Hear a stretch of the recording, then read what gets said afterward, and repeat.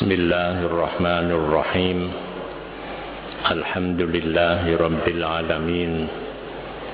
Wassalatu wassalamu ala asrafil anbiya wal mursalin, sayyidina wa syafiina wa qurrati ayunina Muhammadin wa ala alihi wa sahbihi ajma'in. La hawla wa la quwwata illa billahil aliyyil azim. Amma ba'd.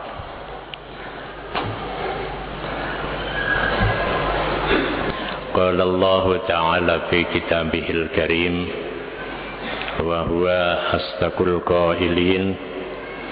A'udzu billahi minasy syaithanir rajim. Bismillahirrahmanirrahim. Ilaihi yas'adul kalimut thayyibu wal 'amalus shalihu yarfa'u. Shadaqallahul 'azim.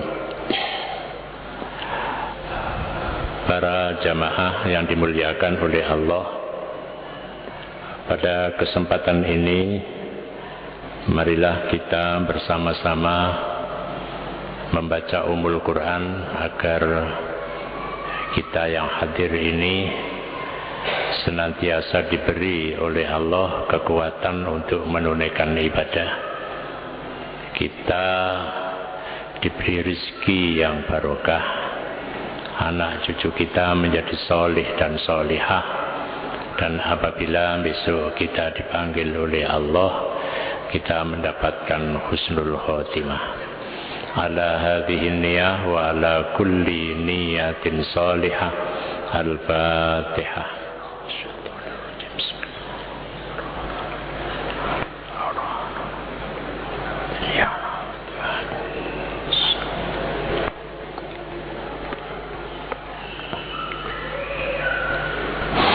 Para jamaah yang dimuliakan oleh Allah, kajian kita yang terakhir adalah tentang tanda-tanda amal kebaikan yang diterima. Tanda-tanda amal yang diterima.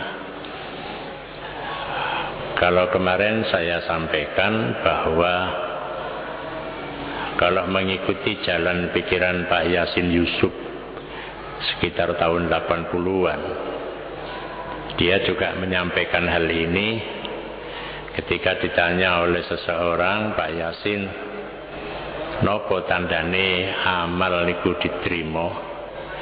Jawab Pak Yasin, yo nek amal iku ora dibalekno berarti diterima. Itu. Jadi nek ora dibalekno berarti diterima. Itu.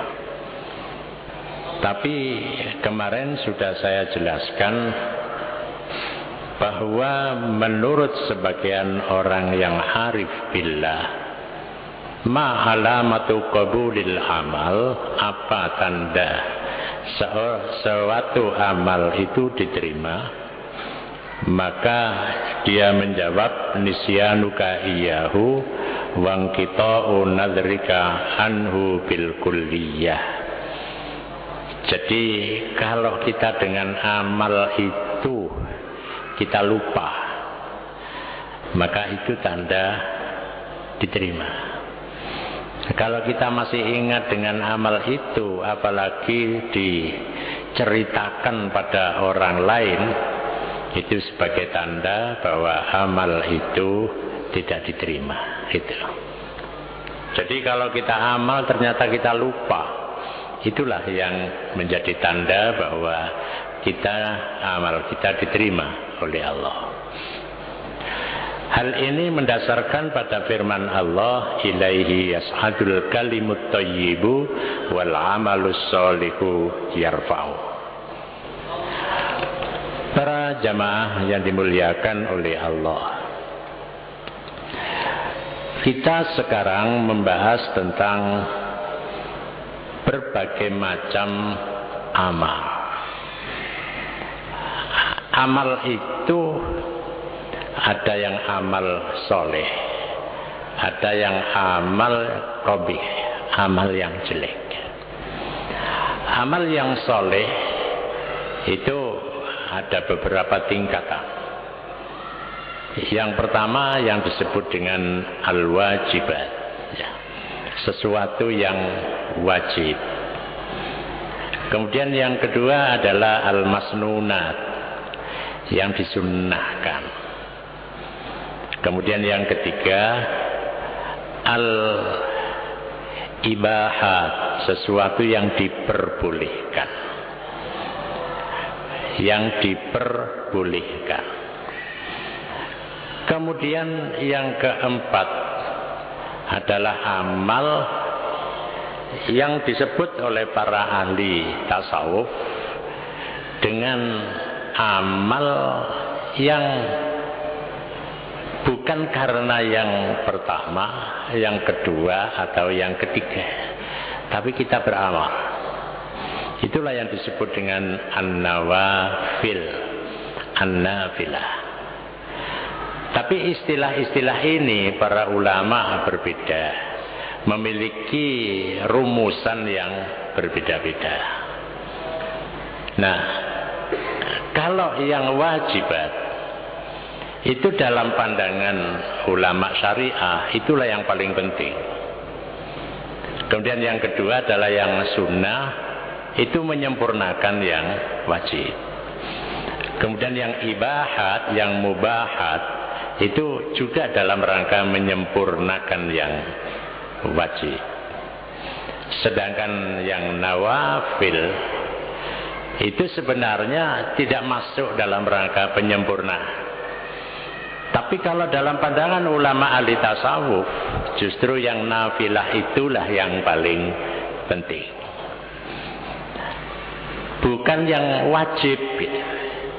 Karena kalau seorang itu ditanya, mengapa Anda melakukan sholat maghrib? Ya karena sholat maghrib itu kan wajib. Kalau saya tidak melaksanakannya, saya berdosa. Maka berarti ada unsur keterpaksaan di dalamnya. Jadi ada unsur keterpaksaan. Kalau sunnah, itu mengapa Anda melakukan? Karena kalau saya menunaikan, saya akan dapat pahala. Kalau saya tidak melakukan, ya tidak apa-apa gitu.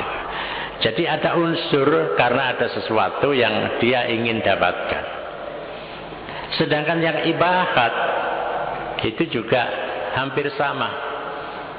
Sedangkan yang nawafil itu bukan karena yang wajib, bukan karena unsur keterpaksaan, bukan karena adanya pahala, tetapi dia adanya kesadaran bahwa saya menunaikan sholat yang di luar semua itu. Karena apa?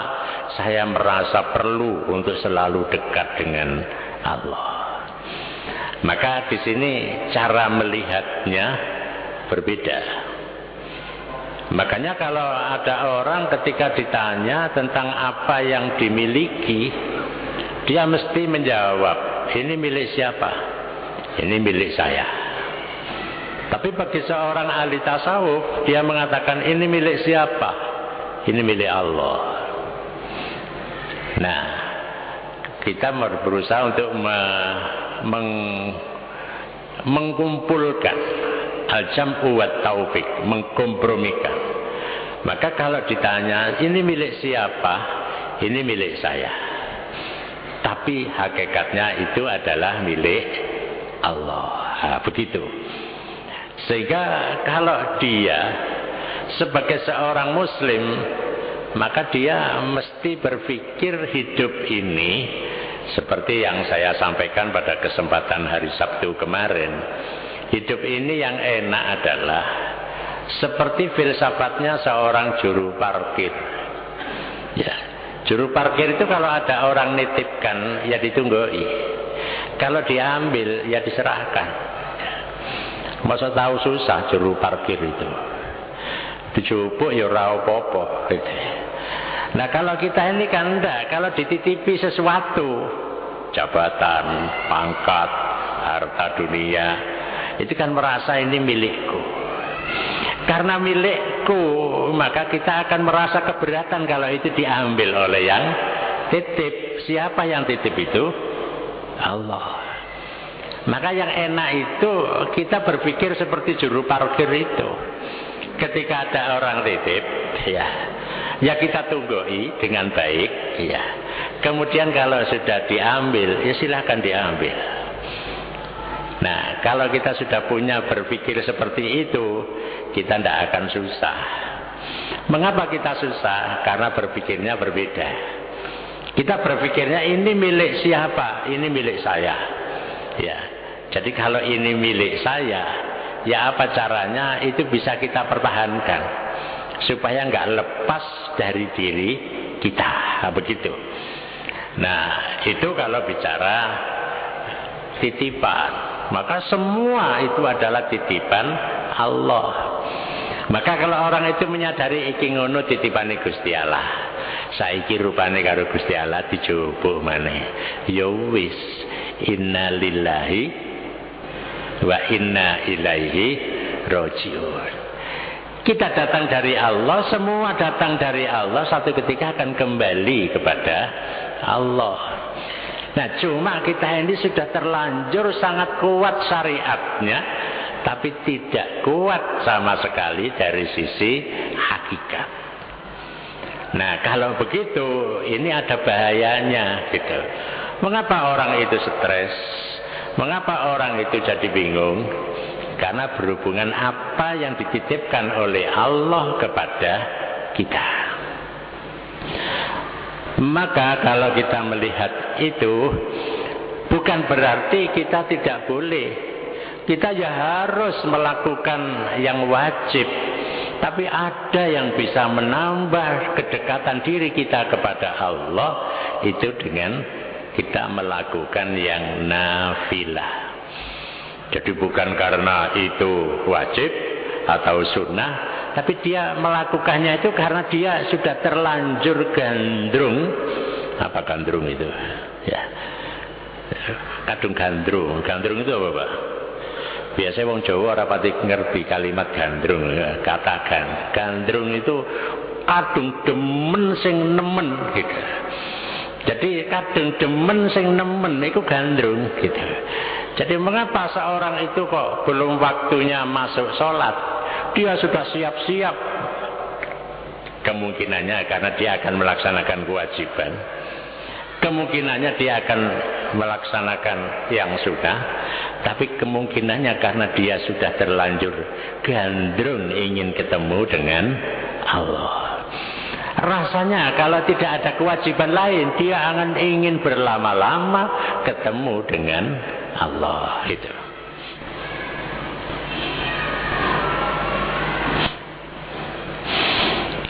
Dengan demikian maka seorang yang berpikir hakikat akan berbeda dengan yang berpikir syariat.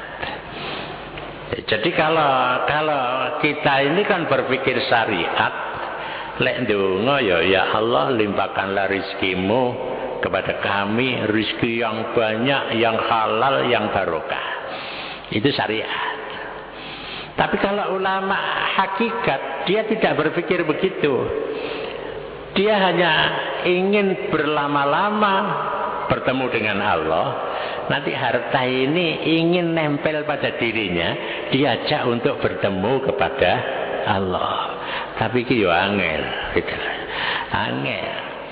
Mengapa Anda bertekun-tekun ibadah, gitu ya? Ya, karena saya ini sudah merasakan nikmatnya ibadah. Kok tidak bekerja? Nanti maisha, hasil dari maisha itu akan datang kepada diri saya, ikut saya di dalam beribadah. Nah, di sini berbeda ya, berbeda. Kalau yang satu minta dengan keras supaya oleh akeh, tapi nyatane ora akeh, ora oleh akeh. Nah, ini ada yang tidak minta gitu. Dia tidak sama sekali tidak minta. Tapi kalau ada sesuatu yang ingin bersama-sama saya, dia akan menempel pada diri saya. Nah, di sini pikiran ini kita karena berpikir syariat, itu nggak teko. Gitu. Jangan kok begitu, jangan ditanyakan begitu. Ya sudah begitu itulah. Ada orang yang memang seperti itu. Makanya kalau Abu Yazid Al-Bistami dia pernah munajat, ya Allah, kalau ada orang minta rizki yang banyak, engkau beri rizki yang banyak sesuai dengan permintaannya, saya tidak tertarik. Kalau ada orang minta dia supaya memiliki jabatan yang tinggi, engkau beri, aku tidak tertarik. Ada orang supaya bisa nemplek tembok, melaku koyo jejak, ya. Apa ada orang begitu? Jadi dari jejak lah, nemplek ini melaku. Gitu. Engkau beri ya Allah, saya tidak tertarik. Tapi yang tertarik, yang saya tertarik itu bagaimana aku beribadah, engkau ridho kepadaku. Itulah yang saya harapkan. Yang saya inginkan bukan sesuatu yang zahir, tapi sesuatu yang bersifat batin. Nah, di sini yang dikejar oleh ulama yang khusus itu. Kalau kita ini mengejarnya sebolak-balik, lek ndonga Allahumma rzuqni rizqan wasi'an halalan thayyiban mubarakah, pokoke lengkap. Apa ora oleh? Ya oleh, pancen dikongkon ndonga kaya ngono iku. Nah, kalau yang satu tidak begitu ndongane, Allahumma rzuqni, yang pertama tadi Allahumma rzuqni rizqan wasi'an. Tapi kalau yang satunya Allahumma rzuqni hubbaka, ya Allah berilah aku rizki cinta kepadamu. Jadi berbeda.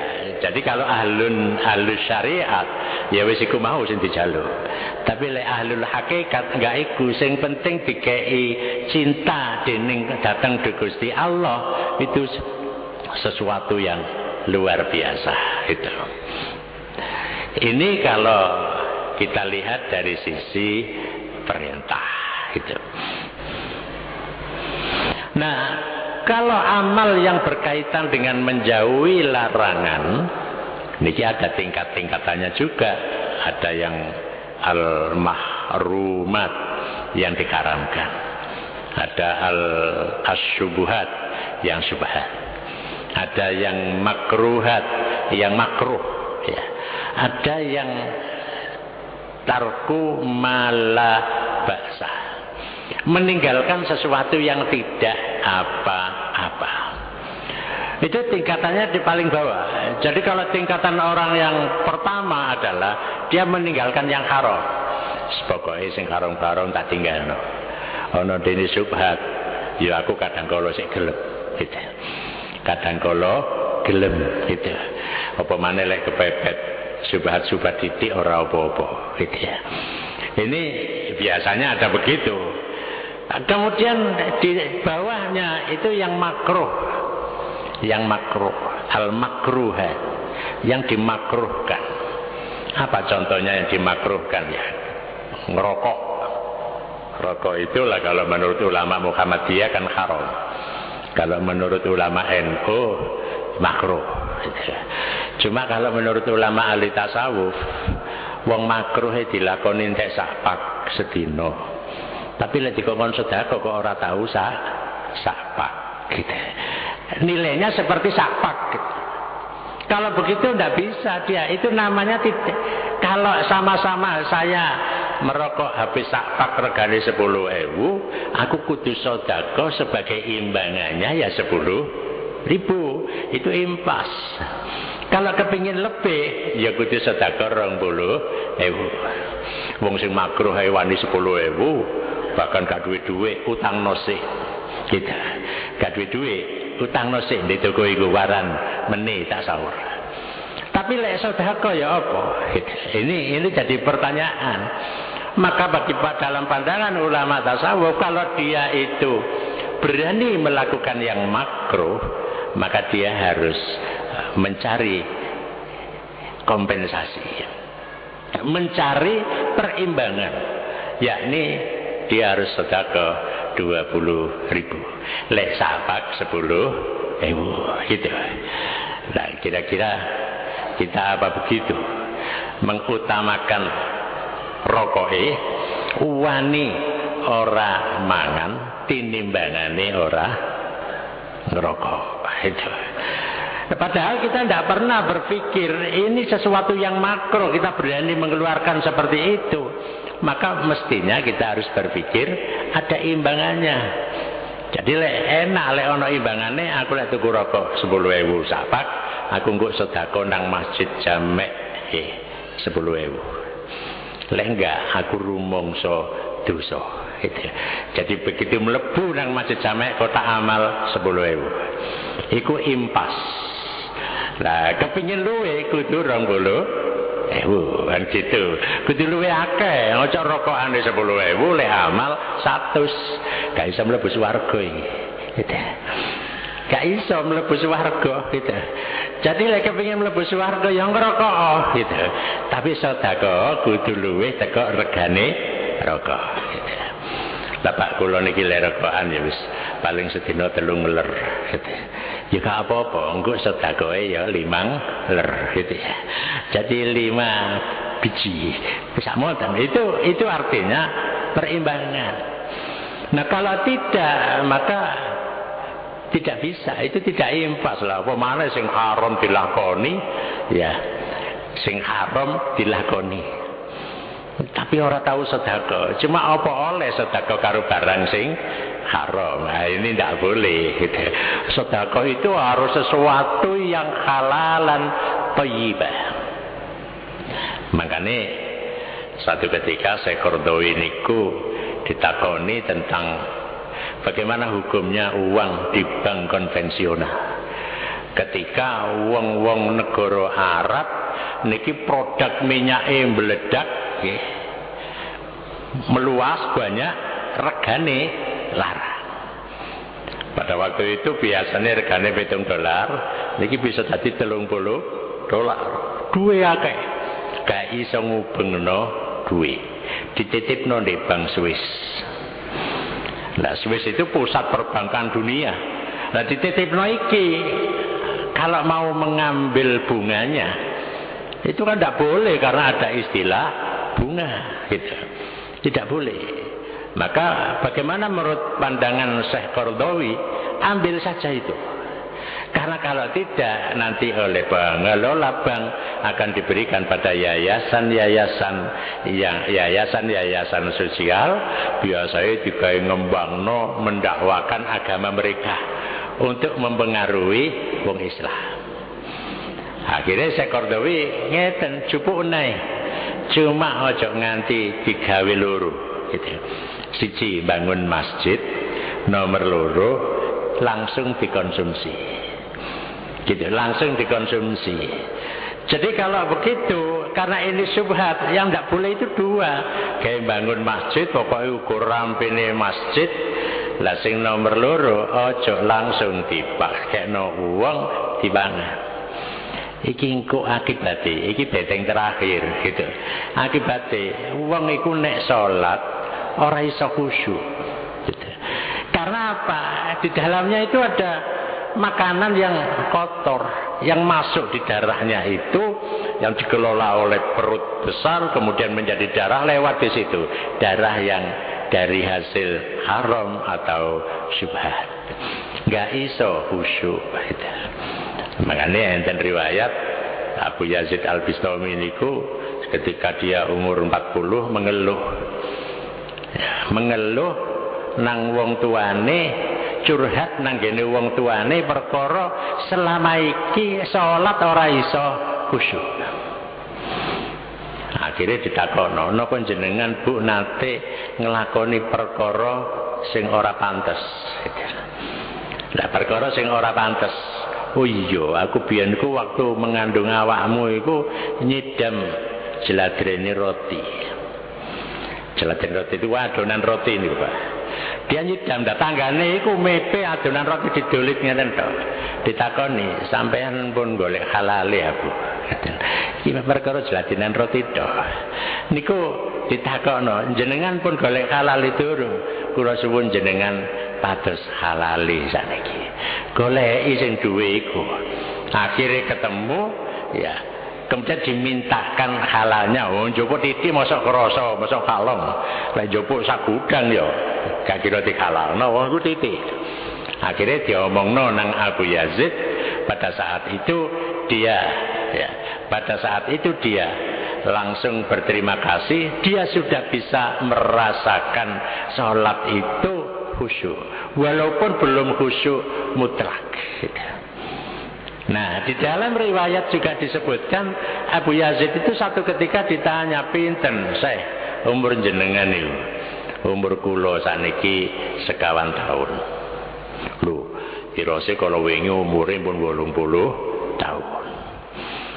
Iya, aku nyebutno umur 4 tahun niku krana 4 tahun niki aku baru bisa khusyuk. Lek salat iso khusyuk, itulah kehidupan. Berarti lek gak khusyuk iku artinya mati, kayak gitu. Artinya mati. Nah, berarti lek wis umur 76, Abu Yazid niku contone. Kula jenengan niki urusan apa ae kudu leren, gitu. Sing ana niki mek Gusti Allah. Tapi lek seumur saya ketika sik ruwet. Apa maneh umur 40, apa maneh umur 30. Lek durung rapi kepingin rapi. Wis rapi kepingin duwe anak. Engko anake siji kepingin loro. Engko lek wis loro kepingin 7. Terus begitu. Ruwet jadine. Nah, pancene ruwet digawe dhewe. Lah, kapan itu bisa hilang? Setelah dia diperkirakan keruwetan itu wis mari. Gitu. Keruwetan itu wis mari. Kapan keruwetan mari? Ya wis umur 70 mendukur. Gitu. Umur 70 kok sik sibuk nyambut gawe, gitu ya. Wis gak usah wis apa jare, lek oleh pensiun ya wis pensiun iku ae digawe. Lek oleh pensiun, ndak gak oleh pensiun ya teko anake ae dienteni, ngoten. Ini dilihat dari satu sisi. Makanya apa kok gak oleh ndek masjid karo dikonsumsi, itu akan mengganggu kekhusyukan seseorang. Jadi digawe apa lek ngoten? Gawe bangun jalan menuju masjid, gawe bangun madrasah, gawe bangun TPQ, gitu. Jadi golongannya ngoten-ngoten niku karena tidak langsung. Daripada nanti diambil oleh orang lain, dipergunakan untuk mempengaruhi akidah umat Islam, gitu.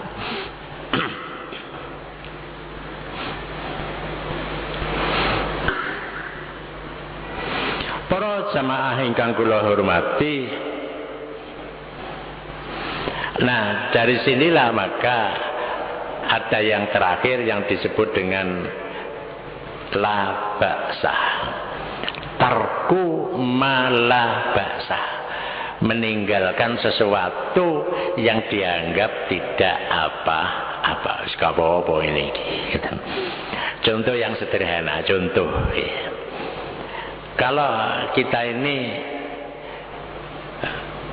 mau mutar kendaraan, mutar kendaraan, tapi gak liwat jalan umum, moro-moro mlebu di jalan di ngarepe toko, utawa di pom bensin muter di kono tok, gitu ya. Iki kan gak oleh iki. Karena apa? Engko sing duwe pom bensin pikir kate tuku, tibane mek liwat tok. Itu kalau dalam pandangan ulama sufi dia tidak mau hal-hal seperti itu. Karena apa? Tarku ma la ba'sa khaufan ala ma bihi ba'sun.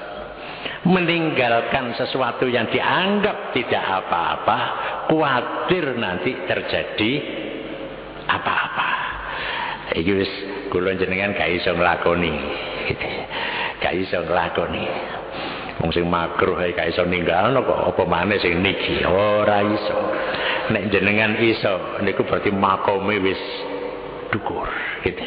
Makome wis dukur. Jadi di dalam sebuah organisasi atau dalam masyarakat apapun, kita jangan menganggap wis gak apa-apa iki.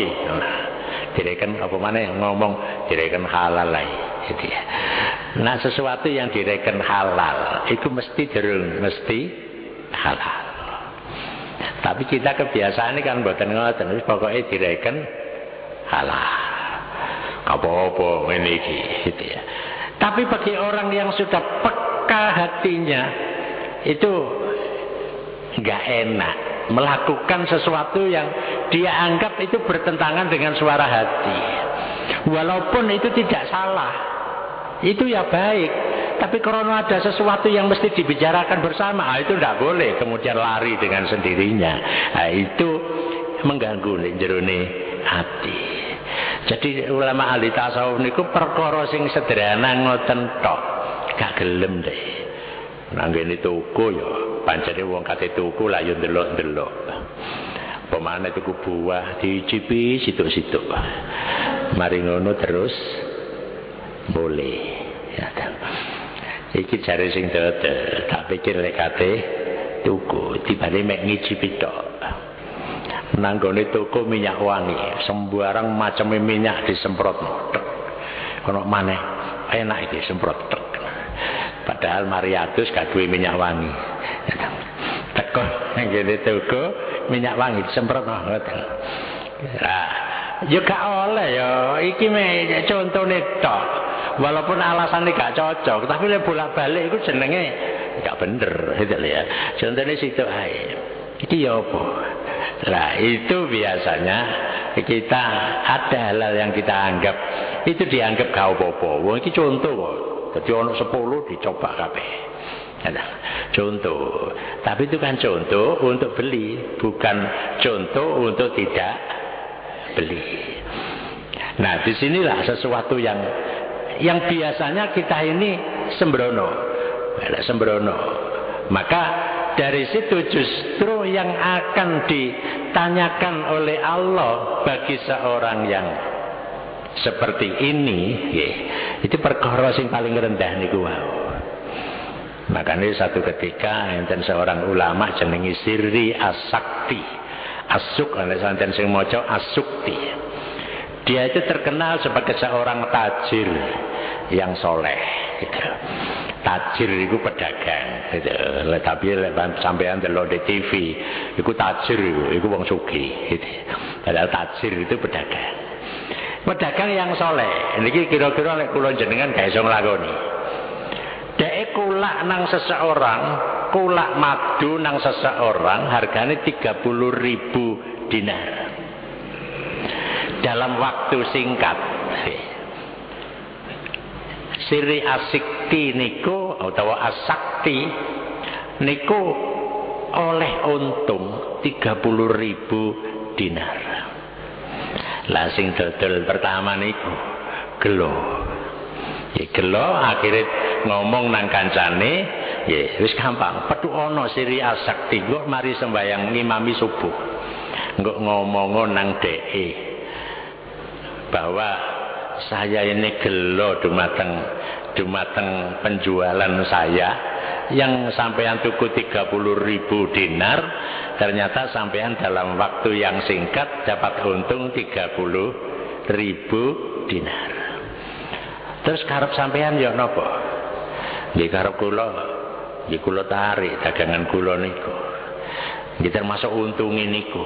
Ya wis jupun niki 30.000 dinar. Jadi dhek wis oleh 30.000 ditambahi maneh untunge dikekno. Akhirnya ditanya Sirri As-Sakti niku. Lho, ya napa sih sampean niku wong dagang oleh badhe kok badine dikekno nang sing dodol. Kanjeng Nabi iku ngendika ngene. Lek ana wong adol tinuku gelo, dhek iku terus komplain, ngoten. Iku dheweke terus memberi kemudahan kepada orang itu, besok dhek di akhirat oleh kemudahan saka Gusti Allah. Langsung dikekno. Ki pun ngoten lek anu jual beli, ampun sampean kekno. Dhek malah awakmu gak ngerti tak? Wong Kanjeng Nabi ku lho ngomongi ngono. Ngomongi ngono. Kira-kira lek kula jenengan nggih ya ora iso. Iki rezekiku. Gak teko niku makome wong dhuwur, padha karo kula gak ada kanca ngrumat bebek cilik. Kabeh 400. Perkiraan yang gue wis umur 6 bulan iku ngendok. Sampai umur 8 bulan gak ngendok-ngendok. Pegel. Akhirnya didol nang kancane kabeh mending ngendok kabeh. Mending ngendok kabeh. Lah kancane iki mek gak iso lapor-lapor, mosok ate ditarik. Ditarik kan menyalahi aturan kesepakatan jual beli. Lah niki biasae lek ana wong dagang, wong politik anu dodol tinuku karo wong sing sufi ngene iki ae. Dadi dipolitiki wong sufi ngeten iki, jaluken maneh engko mesti dikekno iku. Para jamaah ingkang kula hormati, nek kula maca ngoten niku ngrenungaken dumateng awak kita, gak teko awak kita niki. Gak teko. Soale napa lah kula jenengan wis ketemplean materialis gitu. Jadi pahame bukan paham idealis tapi paham materialis. Lek seorang sufi itu pahamnya adalah paham idealisme, ideologi. Tapi lek kula jenengan ini kan pahamnya sudah materialis. Makanya lek paham ini sudah bergeser dalam ilmu politik. Lek biyen membela yang benar, saiki iki mbela sing bayar. Jadi lek biyen iku mbelani sing bener, tapi saiki mbelani sing bayar. Lek ana sing bayar tak belani, lek gak bayar lah kok nyimut. Nah niki terjadi pergeseran. Semua terjadi pergeseran seperti itu. Akhirnya apa? Dunia ini selalu diisi dengan pragmatisme. Jadi pragmatisme sampai apa wae diukur dengan pragmatisme. Jadi nek biyen contone zaman kula sik cilik, lek ana wong NU, ana partai NU kampanye gitu ya. Wong kampung-kampung itu padha ngundang calon niku dikongkon kampanye. Mulai disangkoni yo biayai dibiayai wong kampung. Saiki gak ono ngoten niku. Nggih, gak ono. Soalnya apa? Dunianya sudah berbeda. Dulu politiknya itu idealisme dan etis, saniki politik praktis pragmatis, sehingga terjadi perubahan. Lebien belani sing benar, membela yang benar, sekarang membela yang bayar. Itu. Para jamaah ingkang kula hormati, mengapa begitu? Ya karena paham pragmatis itu akan mengarah kepada paham sekuler. Sekuler niku nek jenengan belajar ilmu politik ya. Lek wis masuk wilayah politik, agama gak oleh mlebu. Agama ngene ndek masjid, ndek pasar agama gak oleh melok. Ndek nggone DPR agama gak oleh melok.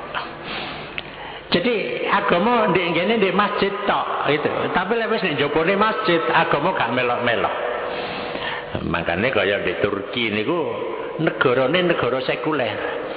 Jadi sampai sekuler niku wong teko sekolah ndek ngene sekolahan pemerintah utawa mlebu nang kantor pemerintah gawe kopluk ngeten iki mboten oleh, Pak.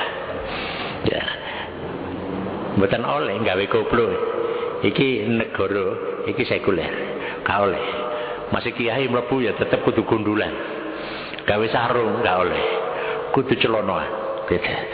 Jadi itu negara sekuler. Sampai presiden karo perdana menteri Turki niku bojone jilbaban, ora tau nang kantor. Ya lek ana tamu negara ya dijamu ndek omahe. Soale napa? Dheweke jilbaban.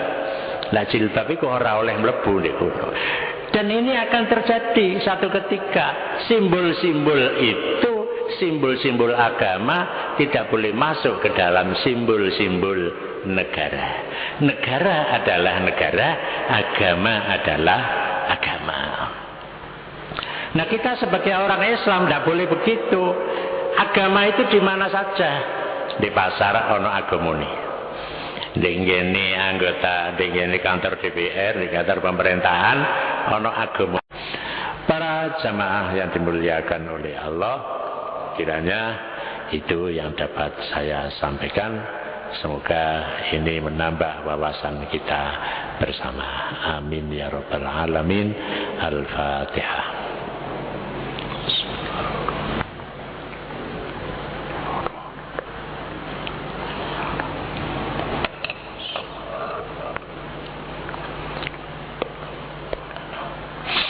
Bismillahirrahmanirrahim. Alhamdulillahi rabbil alamin.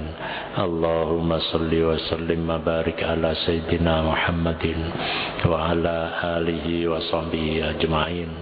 Allahumma arzuqna fahman nabiyyin wa khidhal mursalin wa ilhamal malaikatil muqarrabina birahmatika ya arhamar rahimin. Allahumma arzuqna hubbaka wa hubba man yuhibbuka wa hubba ma yuqarribuna ila hubbika waj'al hubbaka ahabba ilayna minal ma'il barid. Allahumma ja'alna minal muhtadin ad-daimina ala hubbik al-baqina ala wuddik al-mun'imina bikurbik wa afrigh alaina min nuri inayatik waj'alna min ahli wilayatika bimannika wa karamik.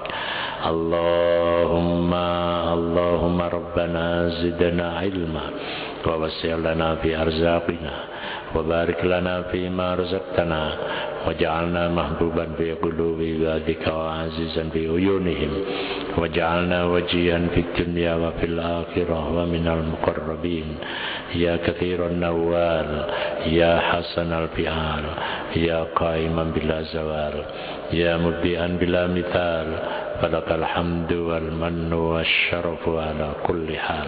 Allahumma ya muhawwilal ahwal hawwil ahwalana ila asanil hal ya wali ya muta'ali. Allahumma rabbana atina fid dunya hasanah wa fil akhirati hasanah wa qina adzaban nar wa adkhilnal jannata ma'al abrar ya azizu ya ghaffar ya rabbal alamin. Subhana rabbika rabbil izzati amma yasifun wa salamun alal mursalin walhamdulillahi rabbil alamin. Wassalamu alaikum warahmatullahi wabarakatuh.